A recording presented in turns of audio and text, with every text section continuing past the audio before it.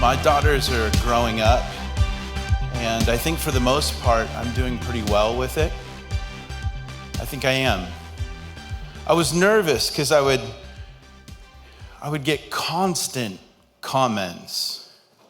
The comment I got the most was, wow, 5 girls. Followed by, were you going for a boy? Which is either funny and we can laugh about it, or you could cry. It's really sad. And so sometimes when I wasn't in the mood to hear it, I'd be like, no, I wasn't going for a boy. I was going for a redhead. Because their gingers are going extinct. Did you know that? Like in our generation, there'll be no more redheaded people, I think, or something along those lines. So the other comment, I'm starting to feel much more comfortable, which is, it's good and bad. It's not, it's the problem here.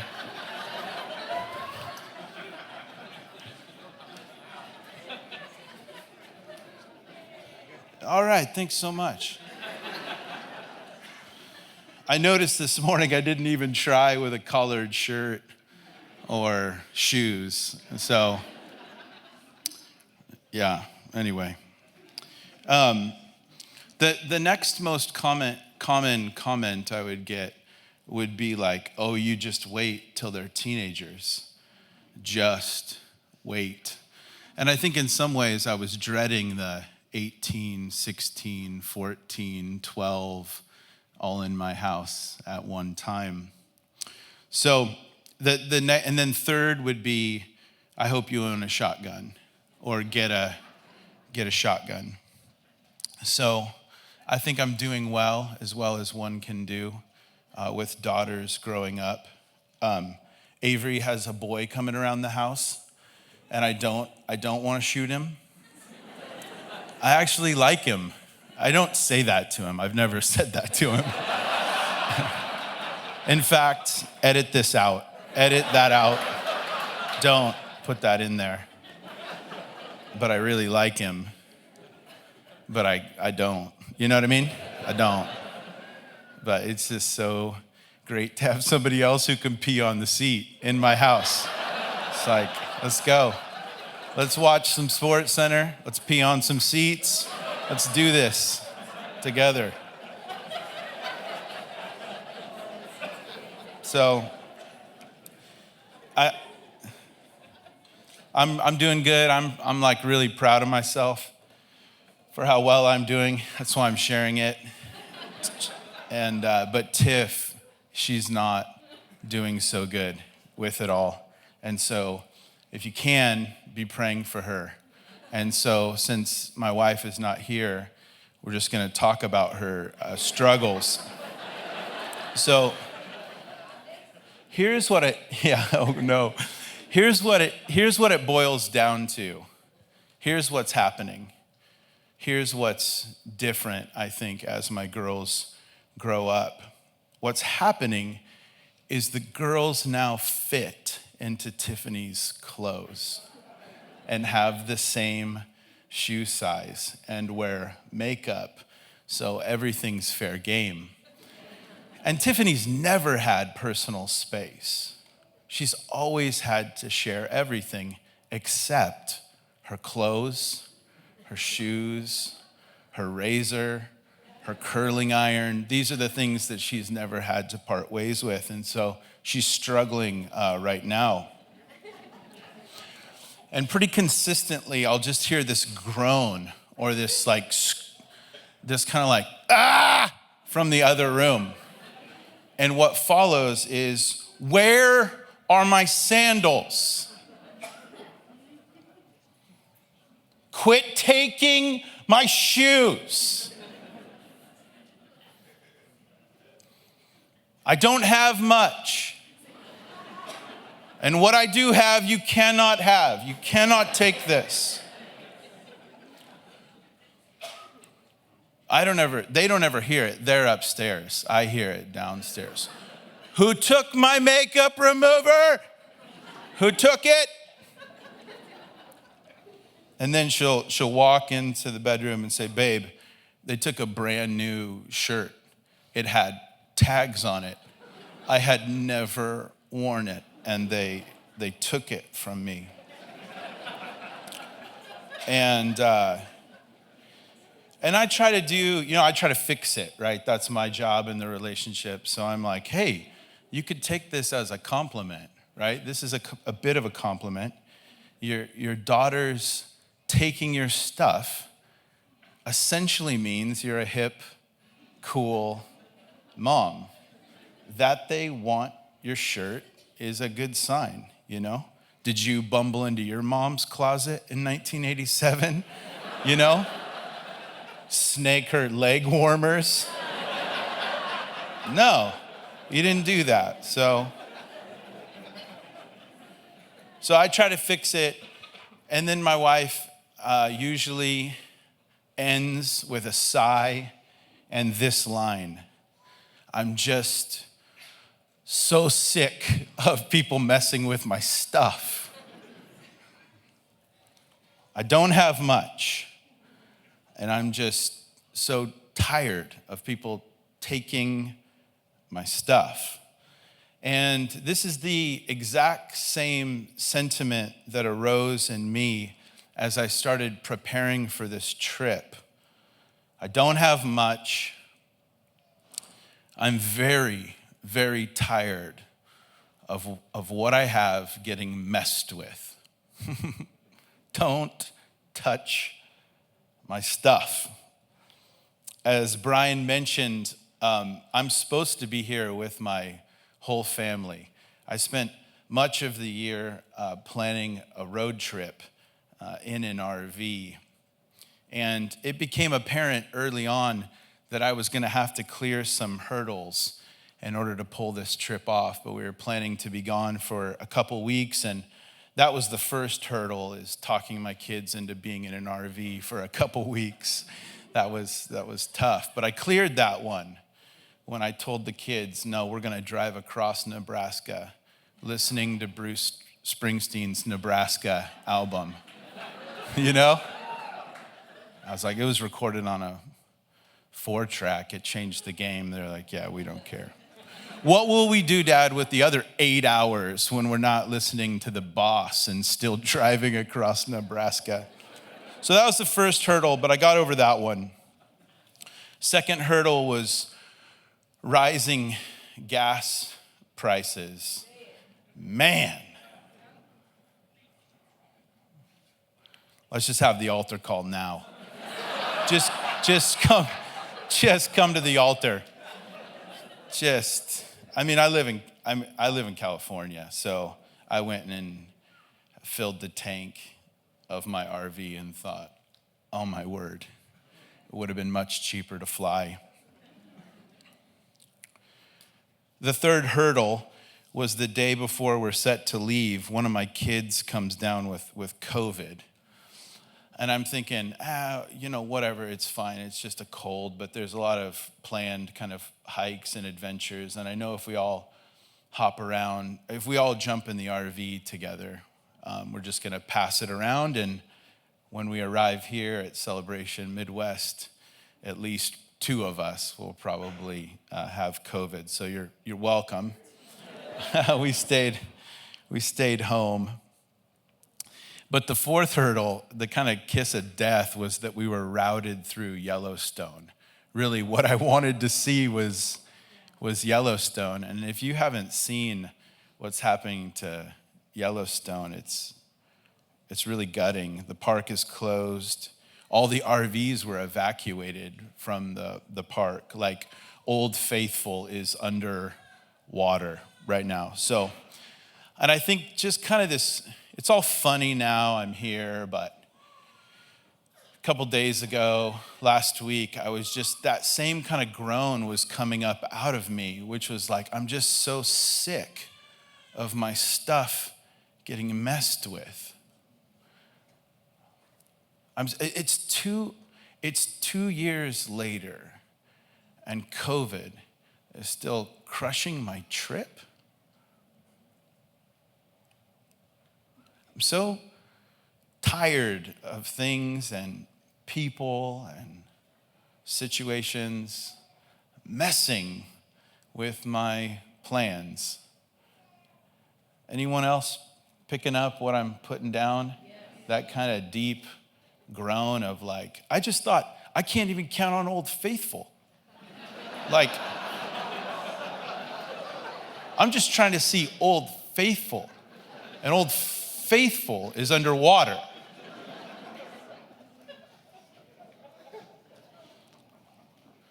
I'm sick of my plans not coming to pass.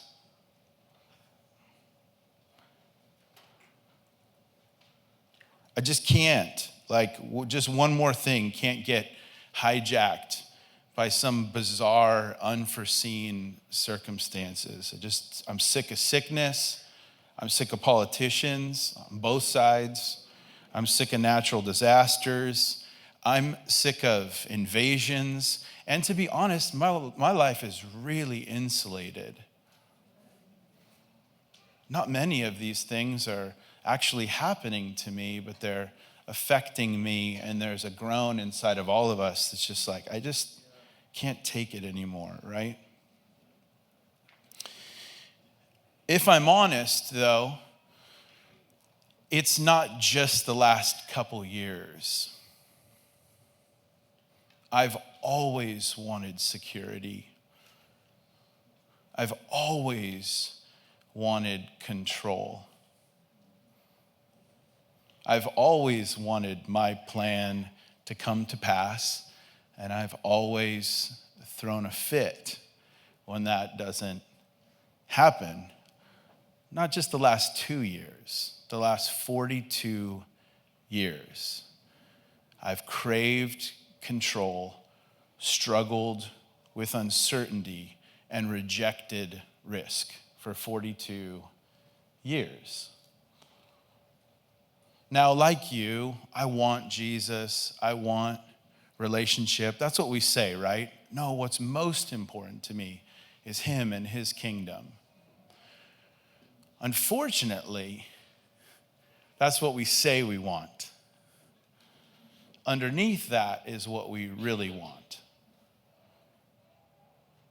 Underneath what we've learned to say, we hold some other things most valuable. We want to be in control. We want to be right. And we want to look good. That's what we really want. If you're like, no, not me, prove it. Next worship time, dance. Do it. Just dance. Well, I'm not feeling it. Oh, I'm sorry. Did we worship your feelings? Like, do it. Oh, if you do your own thing, then dance. Prove it. You'll find out just how deeply committed you are to looking good. What we really want is to be right. And if you're like, no, not me, then apologize to your spouse without being defensive. You'll find out how deeply committed you are to being right when we're asked to say, I'm sorry. So I do want Jesus, I do want his kingdom, and then I have these other competing wants, desires. Anybody else experience this? Yes. This is the like, I want to lose weight, and I also want cereal at 11 p.m. every night of my life. I could eat a bowl of cereal at 11 p.m. every night of my life. What do you think I want more?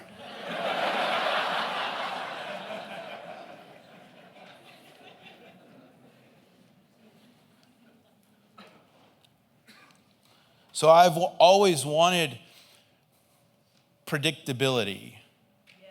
I've always wanted my plan to come to pass. I've always had a fear of the unknown. I've always rejected uncertainty. Not just these last few years, but every year. And so, listen, I want to say that planning is wise. It really is. Scheduling is stewardship. Counting the cost, that's biblical. I'm not rejecting these things, but sometimes these things, planning, scheduling, counting the cost, these are just huge attempts to save your own rear. And I don't know, there's a fine line between it, and I don't know when you cross over into trying to save your own butt. But it happens a lot. So in counting the cost, we can be attempting to control, and we can be refusing to trust.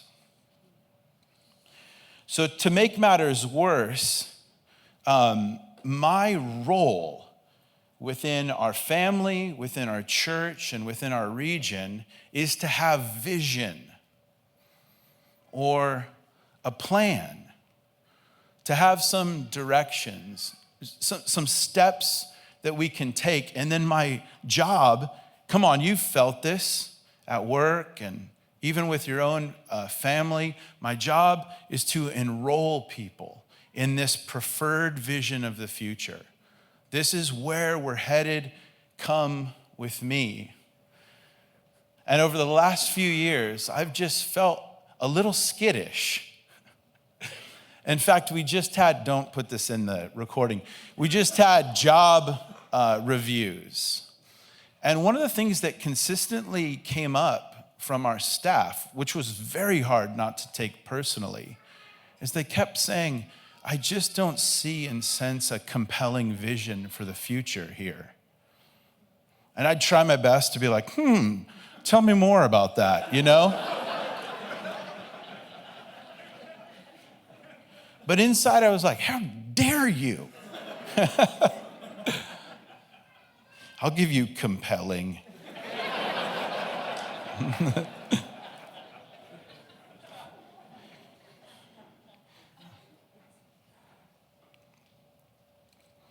I'm consistently looked to in my family and in our church family for kind of dreams and direction and plans. And I've just felt so frustrated because I feel like the only thing I can plan on is something screwing up my plan, you know? Things I didn't even see coming. Usually you know, like, oh, this is coming, you know?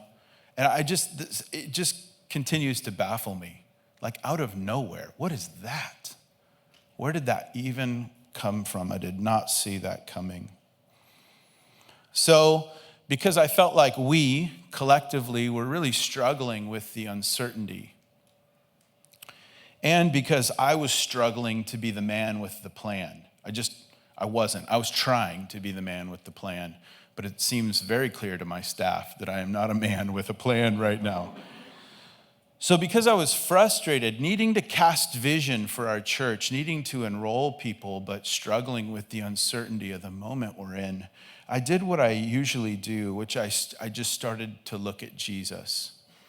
I started to look at his life, and I just thought, he seems like a man with a plan. You know, maybe we should follow him. So I started looking at the way that Jesus casts vision. I started looking at the way that he invited people. Like, how did he enroll people? And what did he enroll them into? Because he seems to have done a heck of a job. Here we are, a couple thousand years later, still signing up, still throwing our lives at him, still throwing our time and our money, just saying, you're what we want. And seeing your kingdom come, that's what we signed up for. So once again, as I looked at him, I just stumbled upon his brilliance. I said it last night. Let me say it again. I hope it's what you come away from this weekend thinking. Jesus is brilliant.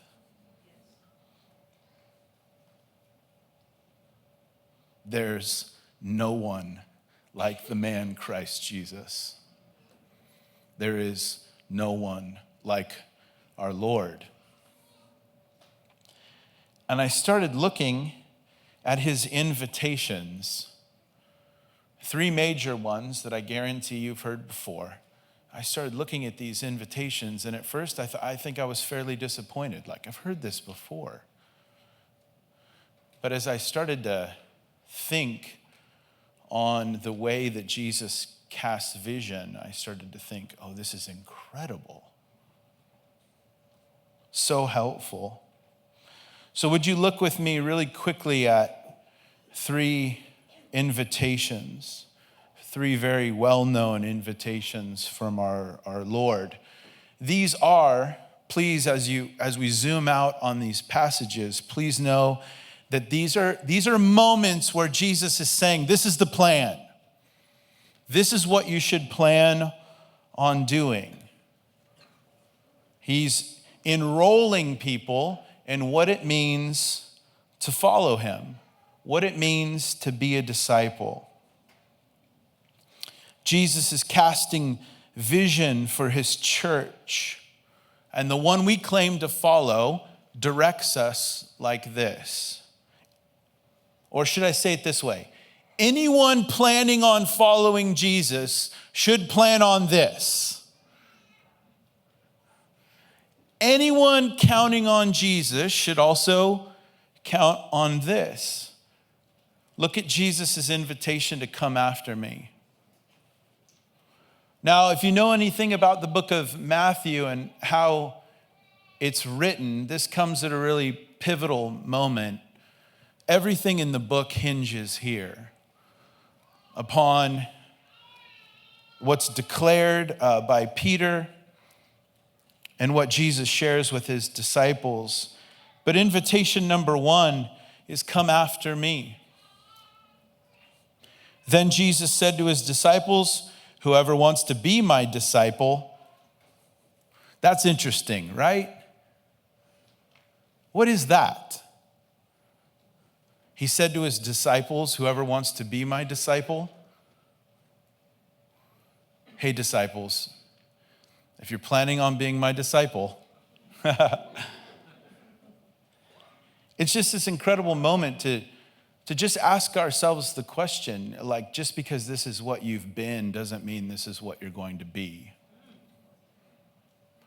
Just because you've got some glory stories from 20 years ago when you threw away all your secular CDs doesn't mean this is where you're at today. Just because you risked it in obedience in, 87 with those leg warmers doesn't mean... I'm sorry. The sermon's supposed to be getting serious right now. All right.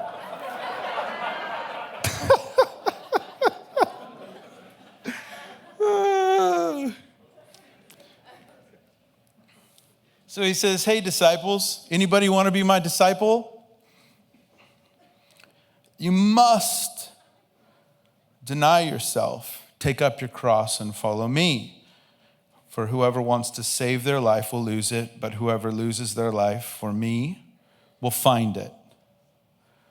What good will it be for someone to gain the whole world, yet forfeit their soul?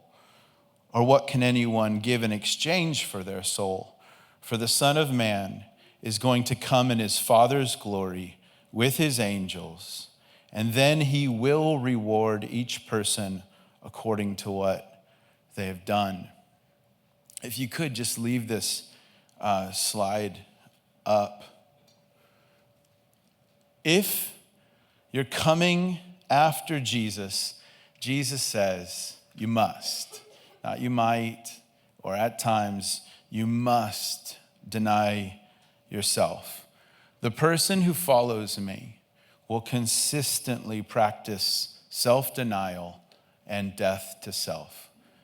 We've heard this before, but I'm just so shocked at how quickly I forget this. It's always like, wait, what do I got to do again? It's like, I just explained this to you. You must deny yourself. Oh, that's right. That's the plan. I don't like that plan. I'm going to come up with another plan. You must deny yourself. Oh, that's right. That's right. That's the plan. Well, hey, I don't like that plan. I'm going to come up with another plan. You Must deny yourself. Dietrich Bonhoeffer famously said that when Jesus calls a man, he bids him come and die. Not to live a better life, but to live a better death. And we can all admit, I don't care who you are, like just as a nation, none of us are going to the Olympics for self-denial, right? Like America's probably not on the podium. Did you know that? We medal in everything but this. Let's just put it that way. In fact, what I've been noticing lately, and please don't think of people out there, because I think these are widely held beliefs that we're complicit in, is that in our culture, we consider the idea or the concept of self-denial not just a bad idea, but a dangerous one. This is a dangerous idea. The ultimate sin in our culture at this moment is to not follow your heart. How many films do we watch that are about the person who has the courage to follow their heart and just walk out of the marriage that they're not happy in? How many Disney films have you seen where over the course of the story, we learn that all the child's dreams were misguided? And actually the parents were not mean or crusty, but they were wise and experienced. And it just so happens that traditions and institutions, well, they were helpful in discovering what's in your heart. Seen that one before? Me neither. And I've seen some animated movies. We have been, I don't think we understand like what we swim in, the air that we breathe, and what it does to Christ's call. You've been groomed, you've been completely formed in self-esteem, speak your truth, follow your heart, be true to yourself, follow your dreams, find yourself, march to the beat of your own drum, you do you. It's got 1,000 different ways it's phrased, but it is where we're at. And please stop with the yeah, those people out there. No, we're complicit in these things. And so because of this water we swim in, it's difficult to deny yourself. It's difficult for everyone, but I think it's particularly difficult for people who've been steeped in this.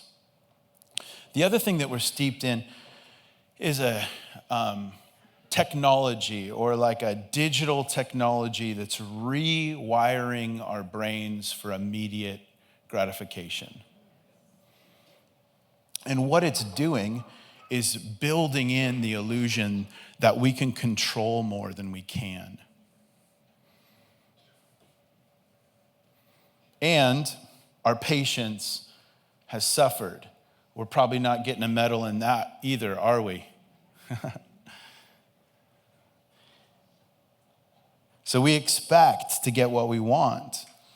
I've noticed something in me where like if it can't be primed, it's like dead to me.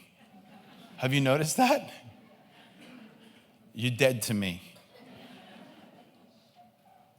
The other trend I've noticed in Visalia, at least, is all the fast food restaurants have 2 lanes, not just one. It wasn't fast enough. Like, I know what we'll do. We'll build a highway to something microwaved. This highway will lead you to something microwaved.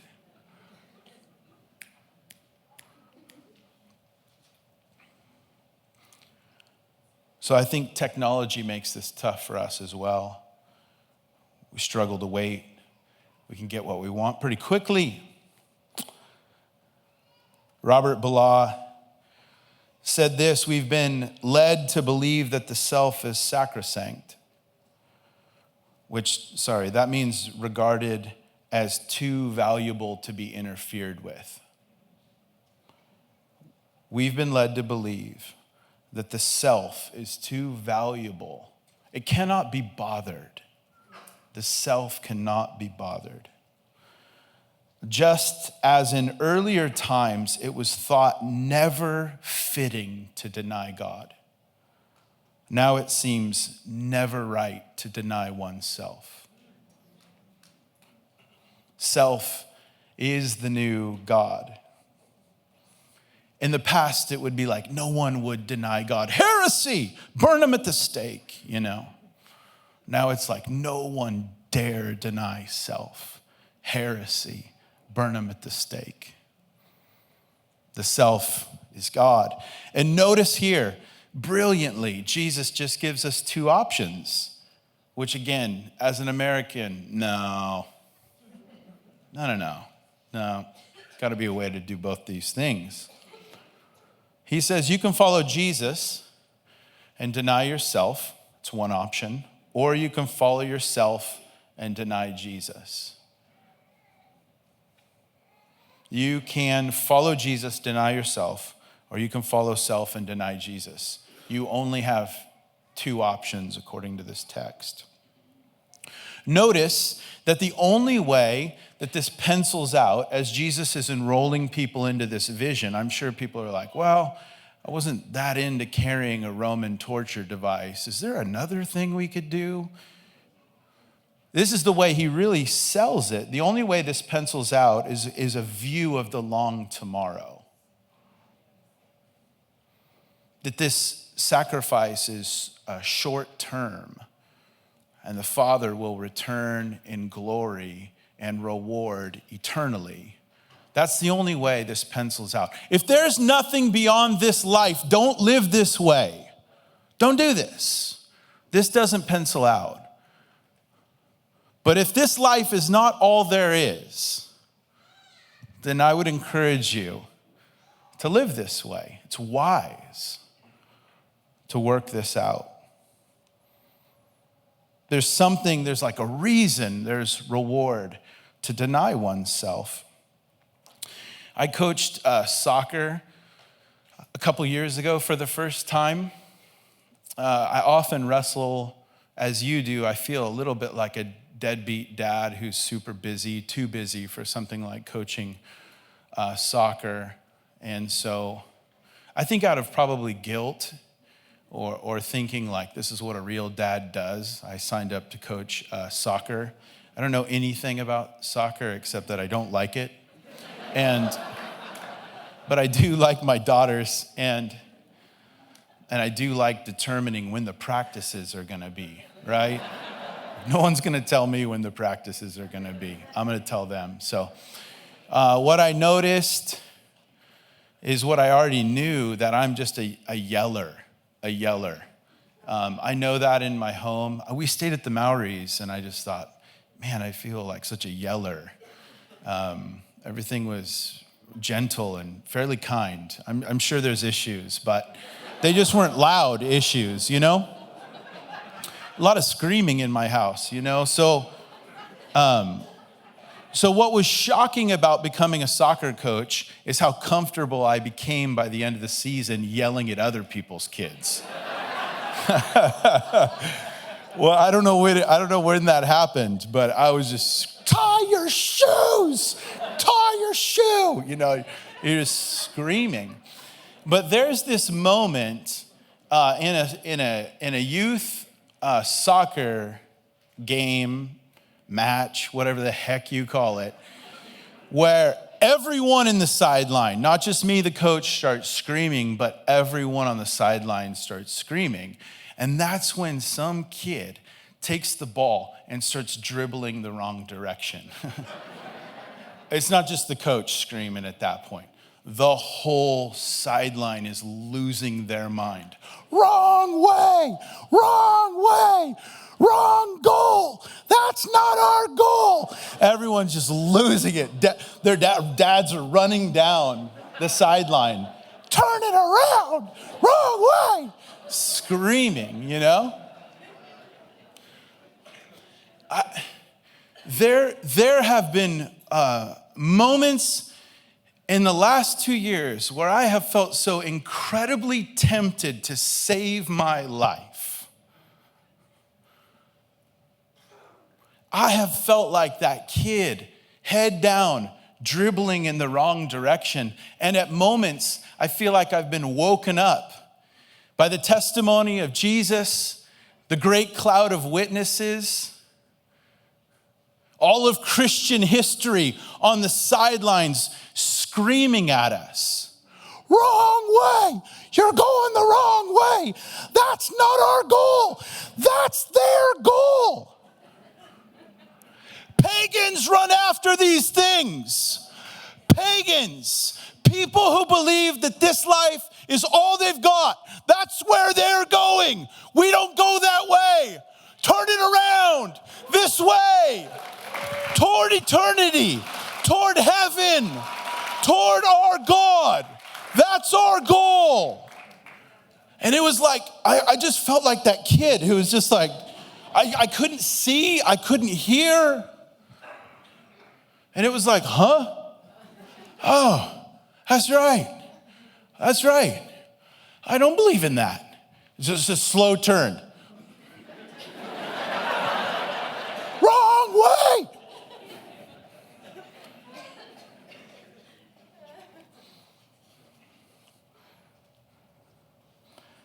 If you're coming after money, if you want to run after comfort, if you want power, if you want status, you might not have to deny yourself. You might not have to take up a cross. You might be able to get that crown without a cross.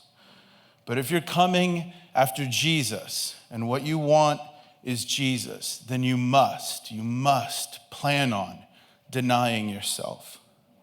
You must die to self. Walk in sacrificial love. So here's the brilliance of this. No matter what comes next for us, you can plan on that. I thought, I could bank on that. No matter who's in office. I don't care who's in office. You're going to have to deny yourself. Take up your cross and follow him. Well, I would have to do that in Yellowstone. Isn't that crazy? Even if I was in the RV with my family, having the vacation that I pictured, guess what? I just thought, this is brilliant. Jesus, in every age, in every nation, in every language, in any circumstance. I just don't like it.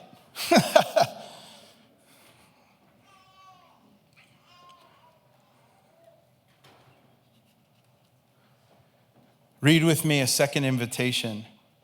These will be quicker, I promise. If this is your plan, you can always work this plan. If this is not your plan, then you should plan on your plans getting messed with. Remain in me. This is, again, another crucial moment. These aren't just red letters. These are dead red letters. These are Jesus' parting words, final words to his disciples. He's handing off the mission and the movement to them.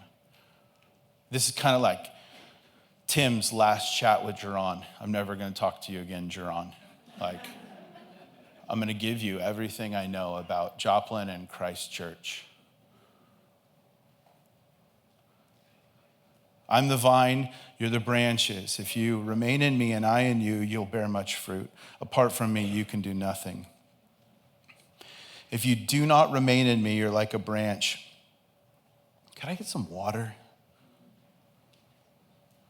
Otherwise, you're going to be hearing a lot of this.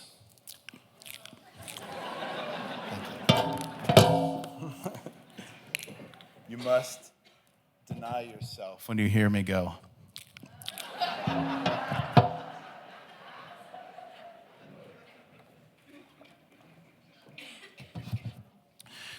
So, hey, here it is. If you do not remain in me, you're like a branch that's thrown away and withers. Such branches are picked up, thrown into the fire and burned. If you remain in me and my words remain in you, ask whatever you wish and it'll be done for you. This is to my Father's glory that you bear much fruit, showing yourselves to be my disciples. As the Father has loved me, so I have loved you. Now remain in my love. If you keep my commands, you will remain in my love, just as I have kept my Father's commands and remain in his love. I have told you this so that my joy may be in you, and that your joy may be complete. The message is really clear, isn't it? Remain in me. Remain vitally connected to me as you go forward. As this mission goes forward, as this movement goes forward, you're not going to go wrong if you remain in me and remain in my love. You don't even actually have to worry about producing fruit. If you remain in me and remain in my love, you'll bear fruit. You don't even have to worry about the outcomes. You remain in me. And here's the good news. Guys, those of us who just have a deep groan going, don't mess with my stuff. Here's the good news. You might not remain in your job.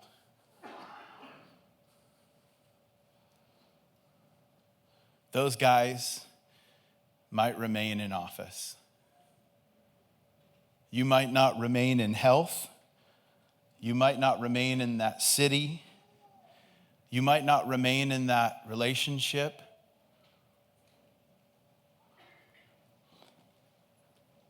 The numbers might remain high.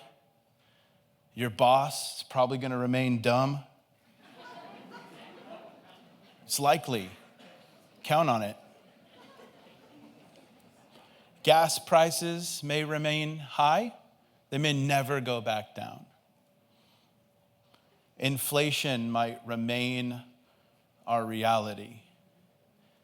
Here's the good news. You can always remain in his love.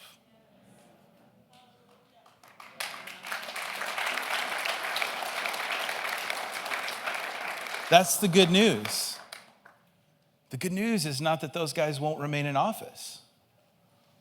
That's not the good news of the gospel.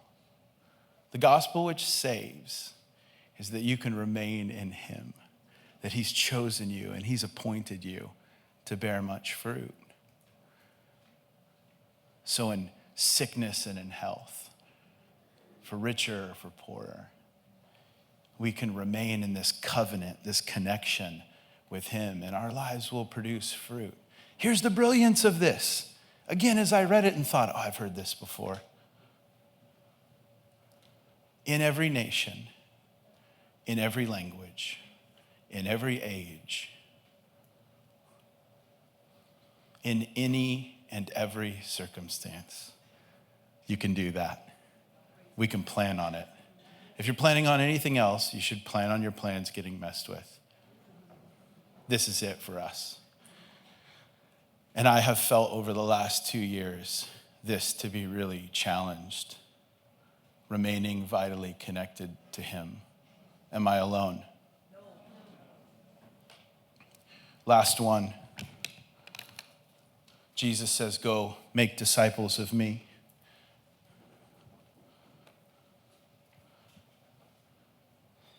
Again, probably don't need to tell you that everything pivots here. We're still running this play to this day. This is a huge moment. Jesus is casting vision for his church. He's saying, this is what the preferred future looks like for my bride. As Jesus ascends, there were 11 disciples in Galilee. They were at the mountain where Jesus had told them to go, and when they saw him, they worshiped him, but some doubted. And then Jesus came to them and he said, hey, all authority in heaven and earth has been given to me. Therefore, go and make disciples of all nations, baptizing them in the name of the Father and of the Son and the Holy Spirit. Teach them to obey. No, don't just teach them what I said. Teach them to obey everything I said. I'm with you all the way to the end.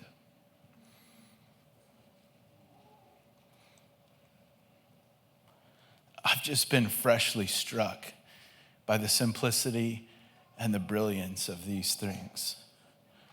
Not a thing that Jesus invites us into not a thing that Jesus enrolls us to do, is contingent upon our surroundings or our circumstances. At all times, things can go according to plan if this is our plan. Church, deny yourself. Take up your cross. Follow Christ. Remain in his love. Make disciples. Run the play. Historically, globally, this is what connects us to the church. You think like in Turkey, they're doing this? I mean, I don't know, probably in some parts, Western Turkey, maybe. The further east you go, no way is the church gathered like this. This is a luxury. I'll tell you what they are doing: denying themselves, following Jesus, remaining in his love, teaching people to obey everything he commanded. Historically,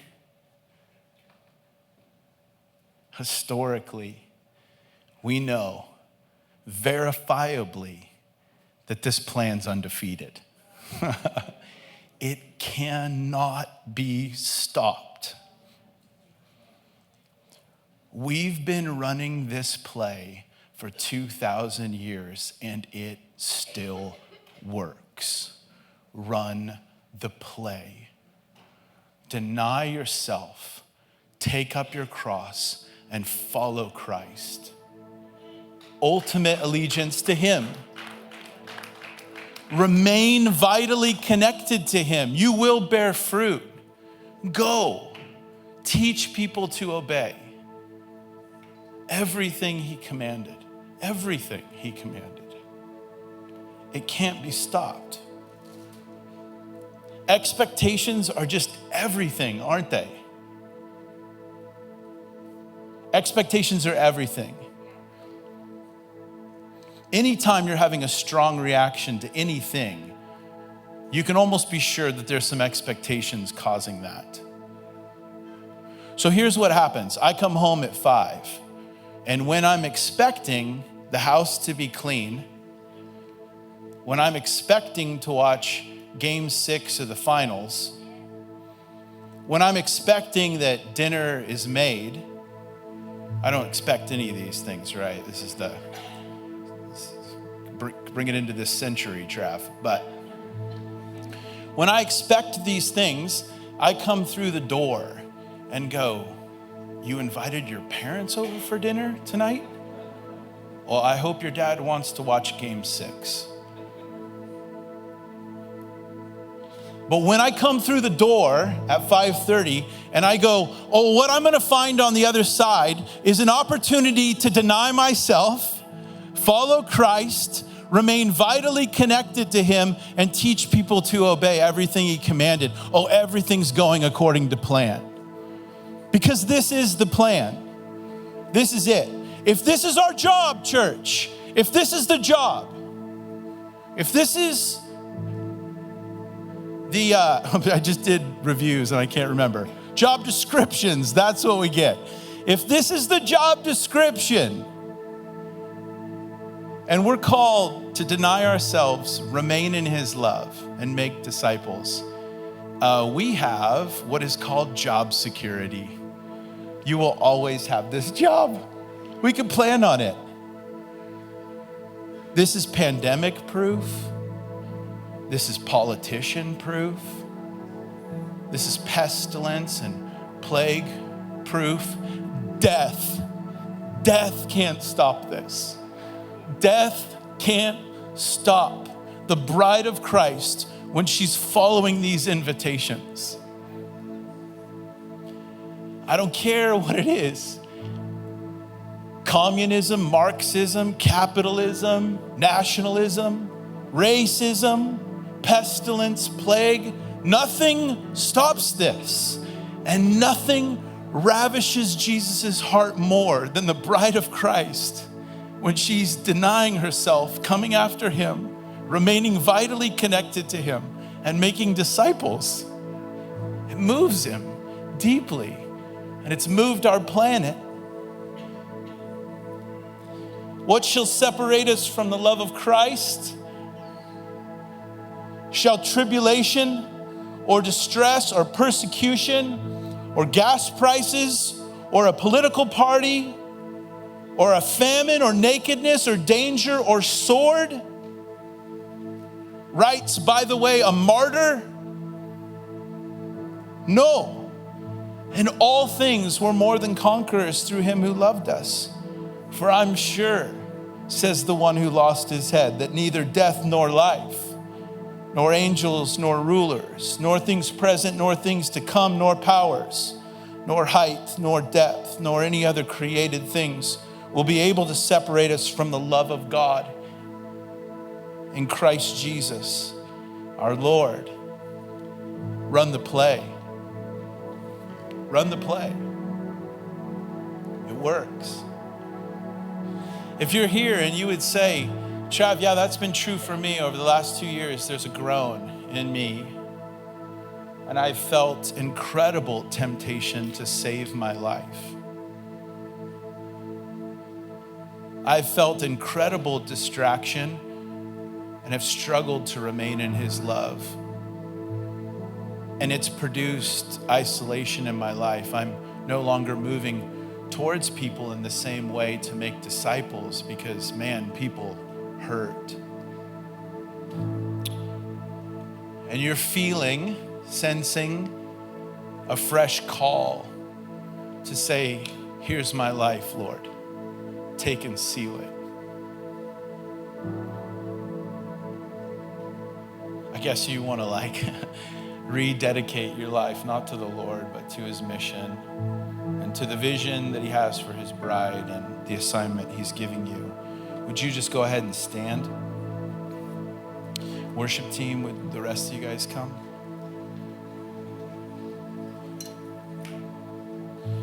I just felt like there's a moment here to just recognize the drift in our hearts.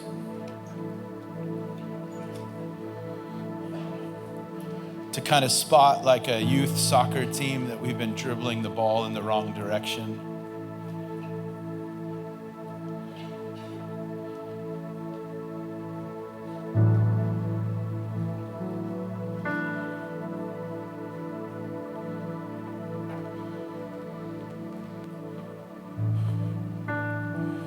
The worship team's gonna lead us in to respond in song, and as they do, we'd love to open kind of the front as something of an altar.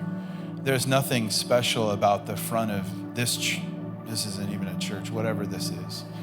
There's nothing special about the front. You know what's special? Making war on your pride.